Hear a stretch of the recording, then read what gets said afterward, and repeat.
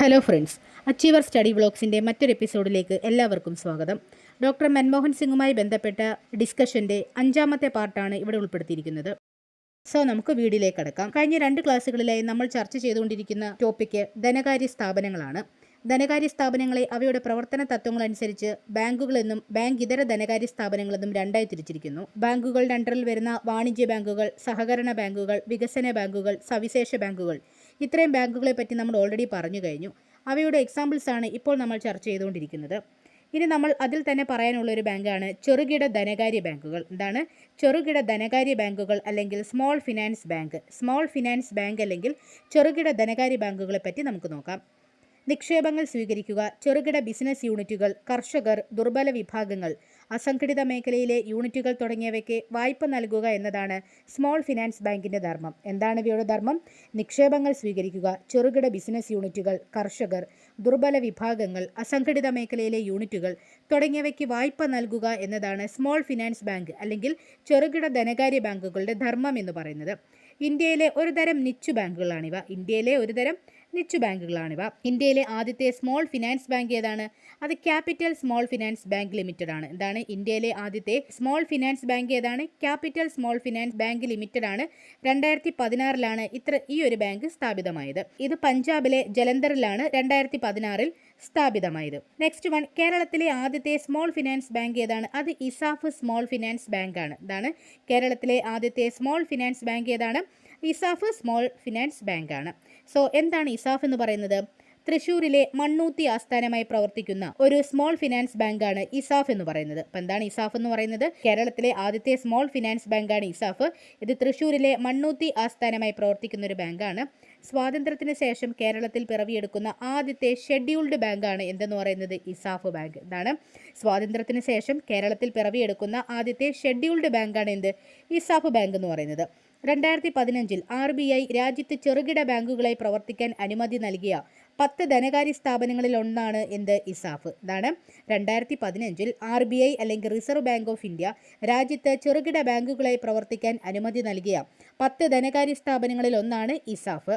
2017 March 10 മുഖ്യമന്ത്രി പിണറായി വിജയൻ ഉദ്ഘാടനം ചെയ്താണ് ഇസാഫ് എന്ന ബാങ്ക് പ്രവർത്തനം ആരംഭിച്ചത്. 2017 മാർച്ച് 10 മുഖ്യമന്ത്രി പിണറായി വിജയൻ ഉദ്ഘാടനം ചെയ്താണ് ഇസാഫ് എന്ന ബാങ്ക് പ്രവർത്തനം ആരംഭിച്ചത്. സോ ഇസാഫ് ബാങ്കിന്റെ സ്ഥാപകനാരാണ്? കെ പോൾ തോമസ് ആണ് ഇസാഫ് എന്ന സ്മോൾ ഫിനാൻസ് ബാങ്കിന്റെ സ്ഥാപകൻ എന്ന് പറയുന്നത്. അപ്പോൾ എന്താണ് നമ്മൾ പറഞ്ഞുകൊണ്ടിരിക്കുന്നത്? സ്മോൾ ഫിനാൻസ് ബാങ്കാണ് അല്ലെങ്കിൽ ചെറുകിട ധനകാര്യ ബാങ്കുകളെ പറ്റിയിട്ടാണ് നമ്മൾ പറഞ്ഞുകൊണ്ടിരിക്കുന്നത്. അതിലെ ഒരു എക്സാമ്പിളാണ് ഇസാഫ് ബാങ്ക്. അപ്പോൾ എന്താണ് ഇസാഫ് ബാങ്കിന്റെ പ്രവർത്തനങ്ങൾ എന്ന് പറയുന്നത്? സ്വയം തൊഴിൽ സംരംഭങ്ങൾ തുടങ്ങാൻ 500,000 രൂപ വരെ വായ്പ നൽകുന്നു. എന്താണ് ഇസാഫ് ബാങ്കിന്റെ പ്രധാനപ്പെട്ട ചില പ്രവർത്തനങ്ങൾ എന്തൊക്കെയാണ്? സ്വയം തൊഴിൽ സംരംഭങ്ങൾ തുടങ്ങാൻ 500,000 രൂപ വരെ വായ്പ നൽകുന്നു. സെക്കൻഡ് വൺ, സമൂഹത്തിന്റെ അടിത്തട്ടിലുള്ളവർക്കാണ് വായ്പ നൽകുന്നത്. എന്താണ് സമൂഹത്തിന്റെ അടിത്തട്ടിലുള്ളവർക്കാണ് ഇസാഫ് ബാങ്കുകൾ വായ്പ നൽകുന്നത്. അതുപോലെ ആദിവാസി മേഖലകൾ ഉൾപ്പെടെയുള്ള പ്രദേശങ്ങളിലെ ജനങ്ങൾക്ക് അവബോധം നൽകി സമൂഹത്തിന്റെ മുഖ്യധാരയിലേക്ക് അവരെ കൈപിടിച്ചുയർത്തുക എന്നുള്ളതും ഇസാഫ് ബാങ്കിന്റെ പ്രവർത്തനങ്ങളിൽ പെടുന്നു. അപ്പോൾ എന്താണ് സ്വയം തൊഴിൽ സംരംഭങ്ങൾ തുടങ്ങാൻ 500,000 രൂപ വരെ വായ്പ നൽകുന്നു. അതുപോലെ സമൂഹത്തിന്റെ അടിത്തട്ടിലുള്ളവർക്കാണ് വായ്പ നൽകുന്നത്. ദെൻ ആദിവാസി മേഖലകൾ ഉൾപ്പെടെയുള്ള പ്രദേശങ്ങളിലെ ജനങ്ങൾക്ക് അവബോധം നൽകി സമൂഹത്തിന്റെ മുഖ്യധാരയിലേക്ക് അവരെ കൈപിടിച്ചുയർത്തുക എന്നതും ഇസാഫ് ബാങ്കിന്റെ പ്രവർത്തനങ്ങളാണ്. നമ്മൾ പറഞ്ഞു ഇസാഫ് ബാങ്ക് എന്ന് പറയുന്നത് സ്വാതന്ത്ര്യത്തിന് ശേഷം കേരളത്തിൽ പിറവിയെടുത്ത ആദ്യത്തെ ഷെഡ്യൂൾഡ് ബാങ്കാണ് നമ്മൾ പറഞ്ഞു. എന്താണ് ഈ ഷെഡ്യൂൾഡ് ബാങ്ക് എന്നതുകൊണ്ട് അർത്ഥമാക്കുന്നത്? RBI നിയമം, അതായത് 1934 RBI നിയമത്തിന്റെ 2ാമത്തെ പട്ടികയിൽ ഉൾപ്പെടുത്തിയിട്ടുള്ള ബാങ്കുകളെയാണ് ഷെഡ്യൂൾഡ് ബാങ്ക് എന്ന് പറയുന്നത്. എന്നാണ് 1934 RBI നിയമത്തിന്റെ 2ാം പട്ടികയിൽ ഉൾപ്പെടുത്തിയിട്ടുള്ള ബാങ്കുകളെയാണ് ഷെഡ്യൂൾഡ് ബാങ്ക് എന്ന് പറയുന്നത്. എല്ലാ പൊതുമേഖലാ ബാങ്കുകളും സ്വകാര്യ ബാങ്കുകളും വിദേശ ബാങ്കുകളും പ്രാദേശിക ഗ്രാമീണ ബാങ്കുകളും സഹകരണ ബാങ്കുകളും ഷെഡ്യൂൾഡ് ബാങ്കിൽ ഉൾപ്പെടുന്നുണ്ട്. എന്താണ് എല്ലാ പൊതുമേഖലാ ബാങ്കുകളും സ്വകാര്യ ബാങ്കുകളും വിദേശ ബാങ്കുകളും പ്രാദേശിക ഗ്രാമീണ ബാങ്കുകളും സഹകരണ ബാങ്കുകളൊക്കെ എന്താണ് ഷെഡ്യൂൾഡ് ബാങ്കിൽ ഉൾപ്പെടുന്നു. എന്താണ് ഷെഡ്യൂൾഡ് ബാങ്ക്? 1934 RBI നിയമത്തിന്റെ 2ാം പട്ടികയിൽപ്പെടുത്തിയിട്ടുള്ള ബാങ്കുകളാണ് എന്ത്? ഷെഡ്യൂൾഡ് ബാങ്ക് എന്ന് പറയുന്നത്. ഓക്കെ, ഇനി നമുക്ക് നോക്കാനുള്ളതാണ് പേയ്മെന്റ് ബാങ്കുകൾ. എന്താണ് പേയ്മെന്റ് ബാങ്കുകൾ എന്ന് പറയുന്നത്? കുറഞ്ഞ വരുമാനക്കാരെയും ചെറുകിട വ്യവസായികളെയും കുടിയേറ്റ തൊഴിലാളികളെയും സഹായിക്കാനായി ബാങ്കിംഗ് സൗകര്യമില്ലാത്ത സ്ഥലങ്ങളിൽ രൂപം കൊണ്ട ബാങ്കാണ് പേയ്മെന്റ് ബാങ്കുകൾ എന്ന് പറയുന്നത്. എന്താണ് പേയ്മെന്റ് ബാങ്കുകൾ? കുറഞ്ഞ വരുമാനക്കാരെയും ചെറുകിട വ്യവസായികളെയും കുടിയേറ്റ തൊഴിലാളികളെയും സഹായിക്കാനായി ബാങ്കിംഗ് സൗകര്യമില്ലാത്ത സ്ഥലങ്ങളിൽ രൂപം കൊണ്ട ബാങ്കുകളാണ് പേയ്മെന്റ് ബാങ്കുകൾ എന്ന് പറയുന്നത്. എന്നാൽ മറ്റു ബാങ്കുകൾ നൽകുന്ന സേവനങ്ങൾ പൂർണ്ണമായും ഇത്തരത്തിലുള്ള ബാങ്കുകൾ നൽകുന്നതുമില്ല. എന്നാൽ മറ്റു ബാങ്കുകൾ നൽകുന്ന സേവനങ്ങൾ പൂർണ്ണമായും പേയ്മെന്റ് ബാങ്കുകൾ നൽകുന്നതല്ല. ഇവയുമായി ബന്ധപ്പെട്ടൊരു കമ്മീഷനാണ് നചികേത് മോർ കമ്മീഷൻ. നചികേത് മോർ കമ്മീഷൻ. ഇതെന്താണ് ഉദ്ദേശിക്കുന്നത്? പേയ്മെന്റ് ബാങ്കുകളുടെ രൂപീകരണത്തിന് ശുപാർശ ചെയ്ത ഒരു കമ്മീഷനാണ് നചികേത് മോർ കമ്മീഷൻ എന്ന് പറയുന്നത്. എന്താണ് നചികേത് മോർ കമ്മീഷൻ എന്ന് പറയുന്നത്? പേയ്മെന്റ് ബാങ്കുകളുടെ രൂപീകരണത്തിന് ശുപാർശ ചെയ്ത ഒരു കമ്മീഷനാണ് നചികേത് മോർ കമ്മീഷൻ എന്ന് പറയുന്നത്. എന്താണ് പേയ്മെന്റ് ബാങ്കുകൾ എന്ന് പറയുന്നത്? കുറഞ്ഞ വരുമാനക്കാരെയും ചെറുകിട വ്യവസായികളെയും കുടിയേറ്റ തൊഴിലാളികളെയും സഹായിക്കാനായി ബാങ്കിംഗ് സൗകര്യമില്ലാത്ത സ്ഥലങ്ങളിൽ രൂപം കൊണ്ട ബാങ്കുകളെയാണ് പേയ്മെന്റ് ബാങ്കുകൾ എന്ന് പറയുന്നത്. 2 ലക്ഷം രൂപയാണ് ഈ ബാങ്കുകൾക്ക് സ്വീകരിക്കാൻ കഴിയുന്ന പരമാവധി നിക്ഷേപം എന്ന് പറയുന്നത്. എത്രയാണ്? 2 ലക്ഷം രൂപയാണ് ഈ ബാങ്കുകൾക്ക് സ്വീകരിക്കാൻ കഴിയുന്ന പരമാവധി നിക്ഷേപം. അതുപോലെ പേയ്മെന്റ് ബാങ്കുകളുടെ കുറഞ്ഞ മൂലധനം എത്രയാണ്? 100 കോടി രൂപയാണ്. അപ്പോൾ 100 കോടി രൂപയാണ് പേയ്മെന്റ് ബാങ്കുകളുടെ കുറഞ്ഞ മൂലധനം എന്ന് പറയുന്നത്. അതുപോലെ RBI രൂപകൽപ്പന ചെയ്ത ഒരു ബാങ്കാണ് എന്ത്? പേയ്മെന്റ് ബാങ്ക് എന്ന് പറയുന്നത്. അതുപോലെ ഈ ബാങ്കുകൾക്ക് വായ്പയും ക്രെഡിറ്റ് കാർഡുകളും പുറപ്പെടുവിക്കാൻ കഴിയില്ല. അപ്പോൾ ഈ ബാങ്കുകൾക്ക് എന്തൊക്കെ പുറപ്പെടുവിക്കാൻ കഴിയില്ല? വായ്പകളും അതുപോലെ ക്രെഡിറ്റ് കാർഡുകളും പുറപ്പെടുവിക്കാൻ പേയ്മെന്റ് ബാങ്കുകൾക്ക് കഴിയില്ല. എന്നാൽ current account, savings account, ATM cards, debit cards, net banking, mobile banking തുടങ്ങിയ സേവനങ്ങൾ നൽകാൻ പേയ്മെന്റ് ബാങ്കുകൾക്ക് കഴിയും. എന്തൊക്കെയാണ് നൽകാൻ കഴിയുന്നത്? Current account, savings account, ATM cards, debit cards, net banking, mobile banking തുടങ്ങിയ സേവനങ്ങൾ പേയ്മെന്റ് ബാങ്കുകൾ നൽകുന്നുമുണ്ട്. ഓക്കെ, ഇനി നെക്സ്റ്റ് ആയിട്ട് നമ്മൾ പഠിക്കുന്നതാണ് ഇന്ത്യ പോസ്റ്റ് പേയ്മെന്റ്സ് ബാങ്ക് അല്ലെങ്കിൽ IPPB. എന്താണ് ഇന്ത്യ പോസ്റ്റ് പേയ്മെന്റ്സ് ബാങ്ക് അല്ലെങ്കിൽ IPPB എന്ന് പറയുന്നത്? എന്താണ് ഉദ്ദേശിക്കുന്നത്? ഇന്ത്യൻ പോസ്റ്റൽ വകുപ്പിന്റെ കീഴിലുള്ള ഒരു പൊതുമേഖലാ സ്ഥാപനമാണ് ഇന്ത്യ പോസ്റ്റ് പേയ്മെന്റ് ബാങ്ക് എന്ന് പറയുന്നത്. എന്താണ്? ഇന്ത്യൻ പോസ്റ്റൽ വകുപ്പിന്റെ, അതായത് കേന്ദ്ര പോസ്റ്റൽ വകുപ്പിന്റെ കീഴിലുള്ള ഒരു പൊതുമേഖലാ സ്ഥാപനമാണ് ഇന്ത്യ പോസ്റ്റ് പേയ്മെന്റ്സ് ബാങ്ക് അല്ലെങ്കിൽ IPPB എന്ന് പറയുന്നത്.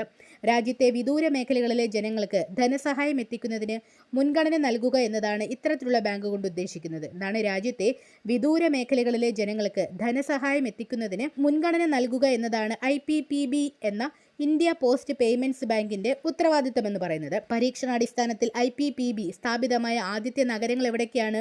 റാഞ്ചിയും റായ്പൂരുമാണ്. റാഞ്ചിയിലും റായ്പൂരിലുമാണ് പരീക്ഷണാടിസ്ഥാനത്തിൽ IPPB സ്ഥാപിതമായ ആദ്യ നഗരങ്ങൾ എന്ന് പറയുന്നത്. സോ IPPB നിലവിൽ വന്നതെന്നാണ്? 2018 സെപ്റ്റംബർ 1-നാണ്. 2018 സെപ്റ്റംബർ 1-നാണ് IPPB എന്ന ഇന്ത്യ പോസ്റ്റ് പേയ്മെന്റ് ബാങ്ക് നിലവിൽ വരുന്നത്. ഇതിൻ്റെ ആസ്ഥാനം എവിടെയാണ്? ന്യൂഡൽഹിയിലാണ്. അപ്പോൾ ATM അല്ലെങ്കിൽ ഡെബിറ്റ് കാർഡ് എന്നിവയ്ക്ക് പകരം IPPB കൊണ്ടുവന്ന പുതിയ സംവിധാനമാണ് QR കാർഡ്. എന്താണ്? QR കാർഡ് എന്ന സംവിധാനം എന്തിനാണ് IPPB കൊണ്ടുവന്നത്? ATM അല്ലെങ്കിൽ ഡെബിറ്റ് കാർഡിന് പകരം IPPB കൊണ്ടുവന്ന പുതിയ സംവിധാനമാണ് QR കാർഡ് എന്ന് പറയുന്നത്. അപ്പോൾ എന്താണ് IPPB എന്ന് പറയുന്നത്? കേന്ദ്ര പോസ്റ്റൽ വകുപ്പിന്റെ കീഴിലുള്ള ഒരു പൊതുമേഖലാ സ്ഥാപനമാണ്. എന്താണ് ഇവയുടെ ലക്ഷ്യം? രാജ്യത്തെ വിദൂര മേഖലകളിലെ ജനങ്ങൾക്ക് ധനസഹായം എത്തിക്കുക എന്നതാണ്. പരീക്ഷണാടിസ്ഥാനത്തിൽ ആദ്യമായിട്ട് സ്ഥാപിതമായ നഗരങ്ങൾ ഏതൊക്കെ നഗരങ്ങളിലാണ് സ്ഥാപിതമായത്? റാഞ്ചിയിലും റായ്പൂരിലുമാണ്. അതായത് 2018 സെപ്റ്റംബർ 1-നാണ് ഇന്ത്യ പോസ്റ്റ് പേയ്മെന്റ് ബാങ്ക് നിലവിൽ വരുന്നത്. ഓക്കെ, പിന്നീടുള്ളൊരു സ്കീമാണ്, ബാങ്കുമായിട്ട് ബന്ധപ്പെട്ടൊരു സ്കീമാണ് ലീഡ് ബാങ്ക് സ്കീം. എന്താണ് ലീഡ് ബാങ്ക് സ്കീം എന്ന് പറയുന്നത്? ഇന്ത്യയിലെ ഓരോ ജില്ലകളുടെയും വികസനത്തിനായി RBI ഒരു ബാങ്കിനെ, അതായത് പൊതുമേഖലാ ബാങ്കാകാം അല്ലെങ്കിൽ സ്വകാര്യ മേഖലാ ബാങ്കാകാം, ഇത്തരത്തിലുള്ളൊരു ബാങ്കിനെ ലീഡ് ബാങ്കായി തിരഞ്ഞെടുക്കുന്നു. അതാണ് ലീഡ് ബാങ്ക് സ്കീം എന്ന് പറയുന്നത്. എന്താണ്? ഇന്ത്യയിലെ ഓരോ ജില്ലകളുടെയും വികസനത്തിനായി RBI ഒരു ബാങ്കിനെ ലീഡ് ബാങ്കായി തിരഞ്ഞെടുക്കുന്നു. 1969 ഡിസംബറിനാണ് ലീഡ് ബാങ്ക് സ്കീം നിലവിൽ വന്നത്. എന്താണ്? 1969 ഡിസംബറിനാണ് ലീഡ് ബാങ്ക് സ്കീം എന്ന പദ്ധതി നിലവിൽ വന്നത്. ഇതെന്താണ് ഉദ്ദേശിക്കുന്നത്? ഇന്ത്യയിലെ ഓരോ ജില്ലകളുടെയും വികസനത്തിനായി RBI ഒരു ബാങ്കിനെ ലീഡ് ബാങ്കായി തിരഞ്ഞെടുക്കുകയാണ്. ഈ സ്കീം നിർദ്ദേശിച്ച RBI സ്റ്റഡി ഗ്രൂപ്പിന്റെ തലവൻ ആരാണ്? Professor DR ഗാഡ്ഗിലാണ്. പ്രൊഫസർ DR ഗാഡ്ഗിലാണ് ഈ സ്കീം നിർദ്ദേശിച്ച RBI സ്റ്റഡി ഗ്രൂപ്പിന്റെ തലവൻ. ഏത് സ്കീമാണത്? ലീഡ് ബാങ്ക് സ്കീം എന്ന് പറയുന്നത്. ഇതെന്തിനു വേണ്ടിയിട്ടാണ് പ്രവർത്തിക്കുന്നത്? ഇന്ത്യയിലെ ഓരോ ജില്ലകളുടെയും വികസനത്തിനായിട്ട് RBI ഒരു ബാങ്കിനെ ലീഡ് ബാങ്കായി തിരഞ്ഞെടുക്കുകയാണ്. ഇതെന്താണ് നിലവിൽ വന്നത്? 1969 ഡിസംബറിലാണ്. ഓക്കെ, ലീഡ് ബാങ്ക് സ്കീമിന്റെ ലക്ഷ്യങ്ങൾ എന്തൊക്കെയാണ്? ഒന്ന്, ജില്ലകളിലെ ബാങ്കിംഗ് സൗകര്യമില്ലാത്തതുമായ പ്രദേശങ്ങൾ തിരിച്ചറിയുക. എന്താണ് ജില്ലകളിലെ ബാങ്കിംഗ് സൗകര്യമില്ലാത്ത പ്രദേശങ്ങളെ തിരിച്ചറിയുക എന്നതാണ് പ്രഥമ ലക്ഷ്യമെന്ന് പറയുന്നത്. സെക്കൻഡ് വൺ, സാമ്പത്തിക സർവേയിലൂടെ ഭൂമിശാസ്ത്രപരവും കാർഷിക കാലാവസ്ഥാപരവും സാമൂഹിക സാമ്പത്തികവുമായ സാഹചര്യങ്ങൾ വിലയിരുത്തുക. എന്താണ് സാമ്പത്തിക സർവേയിലൂടെ ഭൂമിശാസ്ത്രപരവും കാർഷിക കാലാവസ്ഥാപരവും സാമൂഹിക സാമ്പത്തികവുമായ സാഹചര്യങ്ങൾ വിലയിരുത്തുക. തേർഡ് വൺ, ഉചിതമായ വായ്പാ വിന്യാസത്തിലൂടെ പ്രാദേശിക അസന്തുലിതാവസ്ഥ ഇല്ലാതാക്കുക. എന്താണ് ഉചിതമായ വായ്പാ വിന്യാസത്തിലൂടെ പ്രാദേശിക അസന്തുലിതാവസ്ഥ ഇല്ലാതാക്കുക. ദെൻ ബാങ്കിംഗ് സൗകര്യങ്ങൾ ബാങ്കിംഗ് സൗകര്യമില്ലാത്ത പ്രദേശങ്ങളിലേക്ക് വ്യാപിപ്പിക്കുക. എന്താണ് ബാങ്കിംഗ് സൗകര്യങ്ങൾ ബാങ്കിംഗ് സൗകര്യമില്ലാത്ത പ്രദേശങ്ങളിലേക്ക് വ്യാപിപ്പിക്കുക.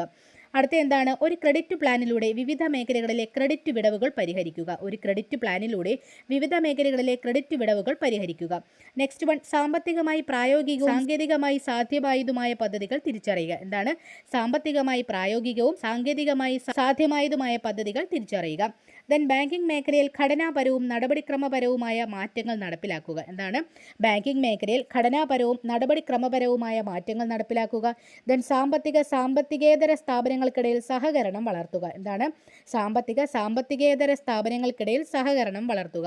ദെൻ ജില്ലകളുടെ മൊത്തത്തിലുള്ള വികസനം പ്രോത്സാഹിപ്പിക്കുക. ജില്ലകളുടെ മൊത്തത്തിലുള്ള വികസനം പ്രോത്സാഹിപ്പിക്കുക എന്നതും ലീഡ് ബാങ്ക് സ്കീമിൻ്റെ ലക്ഷ്യങ്ങളാണ്. അപ്പോൾ എന്തൊക്കെയാണ് ലക്ഷ്യങ്ങൾ? ജില്ലകളിലെ ബാങ്കിംഗ് സൗകര്യമില്ലാത്തതുമായ പ്രദേശങ്ങൾ തിരിച്ചറിയുക, സാമ്പത്തിക സർവേയിലൂടെ ഭൂമിശാസ്ത്രപരവും കാർഷിക കാലാവസ്ഥാപരവും സാമൂഹിക സാമ്പത്തികവുമായ സാഹചര്യങ്ങൾ വിലയിരുത്തുക, ഉചിതമായ വായ്പാ വിന്യാസത്തിലൂടെ പ്രാദേശിക അസന്തുലിതാവസ്ഥ ഇല്ലാതാക്കുക, ബാങ്കിംഗ് സൗകര്യങ്ങൾ ബാങ്കിംഗ് സൗകര്യമില്ലാത്ത പ്രദേശങ്ങളിലേക്ക് വ്യാപിപ്പിക്കുക, ഒരു ക്രെഡിറ്റ് പ്ലാനിലൂടെ വിവിധ മേഖലകളിലെ ക്രെഡിറ്റ് വിടവുകൾ പരിഹരിക്കുക, സാമ്പത്തികമായി പ്രായോഗികവും സാങ്കേതികമായി സാധ്യമായതുമായ പദ്ധതികൾ തിരിച്ചറിയുക, ബാങ്കിംഗ് മേഖലയിൽ ഘടനാപരവും നടപടിക്രമപരവുമായ മാറ്റങ്ങൾ നടപ്പിലാക്കുക, സാമ്പത്തികേതര സ്ഥാപനങ്ങൾക്കിടയിൽ സഹകരണം വളർത്തുക, ജില്ലകളുടെ മൊത്തത്തിലുള്ള വികസനം പ്രോത്സാഹിപ്പിക്കുക. സോ ഇതാണ് ലീഡ് ബാങ്ക് സ്കീം കൊണ്ട് ഉദ്ദേശിക്കുന്ന കാര്യങ്ങളും അവയുടെ ലക്ഷ്യങ്ങളെന്ന് പറയുന്നത്. ഇനി നമുക്ക് നോക്കാനുള്ളത് ജില്ലകളും ലീഡ് ബാങ്കുകളുമാണ്. എന്താണ് ജില്ലകളും അവയുടെ ലീഡ് ബാങ്കുകളുമാണ് ഇനി നമുക്ക് നോക്കാനുള്ളത്. സോ തിരുവനന്തപുരത്തെ ലീഡ് ബാങ്ക് ഏതാണ്? ഇന്ത്യൻ ഓവർസീസ് ബാങ്ക് ആണ്. തിരുവനന്തപുരത്തെ ലീഡ് ബാങ്ക് ഏതാണ്? Indian overseas bank. അതുപോലെ കൊല്ലത്തെ ആണെങ്കിലോ ഇന്ത്യൻ ബാങ്ക് ആണ്. കൊല്ലത്തേത് ഇന്ത്യൻ ബാങ്ക്. അതുപോലെ പത്തനംതിട്ട, ആലപ്പുഴ, കോട്ടയം എന്നീ ജില്ലകളിലെ SBI ആണ്. എന്താണ് പത്തനംതിട്ട, ആലപ്പുഴ, കോട്ടയം എന്നീ ജില്ലകളിലെ ലീഡ് ബാങ്കാണ് SBI. ദെൻ ഇടുക്കി, എറണാകുളം എന്നീ ജില്ലകളിലെ lead bank union bank of India ആണ്. യൂണിയൻ ബാങ്ക് ഓഫ് ഇന്ത്യ ആണ് ഇടുക്കി, എറണാകുളം എന്നീ 2 ജില്ലകളുടെ ലീഡ് ബാങ്ക് എന്ന് പറയുന്നത്. അതുപോലെ തൃശ്ശൂർ, പാലക്കാട്, മലപ്പുറം, കോഴിക്കോട്, വയനാട്. ഏതൊക്കെയാണ്? തൃശ്ശൂർ, പാലക്കാട്, മലപ്പുറം, കോഴിക്കോട്, വയനാട് എന്നീ ജില്ലകളുടെ ലീഡ് ബാങ്കാണ് Canara bank. Then Kannur and Kasaragod ജില്ലകളുടെ ലീഡ് ബാങ്കാണ് സിൻഡിക്കേറ്റ് ബാങ്ക്. അപ്പോൾ എന്തൊക്കെയാണ്? തിരുവനന്തപുരത്തെ ഇന്ത്യൻ ഓവർസീസ് ബാങ്ക്, കൊല്ലം ഇന്ത്യൻ ബാങ്ക്, പത്തനംതിട്ട, ആലപ്പുഴ, കോട്ടയം എന്നീ 3 ജില്ലകളിലെ lead bank SBI, Idukki, Ernakulam എന്നീ ജില്ലകളിലെ lead bank union bank of India, then Thrissur, Palakkad, Malappuram, Kozhikode, Wayanad എന്നീ 5 ജില്ലകളുടെ lead bank Canara bank, then Kannur and Kasaragod ജില്ലകളിലെ ലീഡ് ബാങ്കാണ് സിൻഡിക്കേറ്റ് ബാങ്ക് എന്ന് പറയുന്നത്. സോ ഇത്രയുമാണ് ജില്ലകളും ലീഡ് ബാങ്കുകളും. സോ ഇത്രയുമാണ് ഈ ഒരു വീഡിയോയിൽ ഉൾപ്പെടുത്തിയിട്ടുള്ളത്. തുടർന്നും നമ്മൾ അപ്ലോഡ് ചെയ്യുന്ന വീഡിയോസ് കാണാൻ നമ്മുടെ ചാനൽ സബ്സ്ക്രൈബ് ചെയ്യും, ലൈക്ക് ചെയ്യും, മറ്റു കൂട്ടുകാർക്കായി ഷെയർ ചെയ്യുകയും ചെയ്യുക. So thank you for watching.